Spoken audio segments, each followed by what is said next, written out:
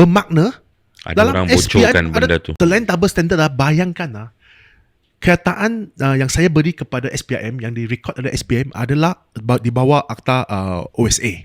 Bayangkan, selepas saya memberi keterangan kepada SPM, Haji Jino, Ketua Menteri Sabah, masa tu, dia boleh memberi ucapan di dalam satu majlis bahawa saya tidak mengaku di SPRM. Dia boleh bercakap secara terbuka apa kenyataan saya beri kepada SPRM. Bermakna Ada dalam orang bocorkan SPRM benda ada tu. tikus. Itu bukan orang dah. Itu adalah tikus. Tikus itu telah membocorkan keterangan saya kepada Haji G. Saya telah melaporkan kepada SPM. Saya telah melaporkan kepada polis. Namun tiada tindakan. Sampai hari ini tiada siasatan dilakukan. Haji G pun tidak dipanggil. Saya percaya dia tidak dipanggil untuk ambil keterangan. Sebab dia mempunyai kuasa. Sebab dia mempunyai nilai politik kepada Anwar Ibrahim.